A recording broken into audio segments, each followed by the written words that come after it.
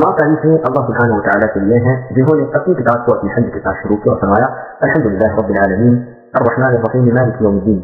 दूसरी जगह फरमाया अल्हम्दुलिल्लाहिल्लज़ी अंज़ला अला अब्दिहिल किताब, यानी सब तारीफ अल्लाह ताला के लिए ही है जिन्होंने अपने बंदे पर कुरान करीम नाज़िल किया जिसमें कोई कमी नहीं, जो हमेशा दीन को कायम रखने वाले हैं, ताकि अल्लाह ताला के सख्त आदाब से अल्लाह के पैगंबर मुहम्मद सल्लल्लाहु अलैहि वसल्लम लोगों को खबरदार कर दे और जो लोग ईमान लाकर नेक अमाल करते हैं उन्हें उनके बेहतरीन और हनेसी वाले बदले से खुशखबरी सुना दे, और जो लोग अपने जाहिल बाप दादा की सही सुनाई बातों पर अल्लाह की औलाद मानते हैं उन्हें भी चौकन्ना कर दे। तो ये बहुत बड़ी जसारत और झूठी बात है जो इनकी जुबान से निकल रही है।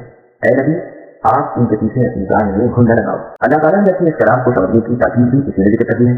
फरमाया कि तुम क्यों कुरान में तदब्बुर और गौर की नहीं करते? अगर ये अल्लाह के सिवा और किसी की तरफ से होता तो तुम इसमें बहुत कुछ इख्तिलाफ पाते।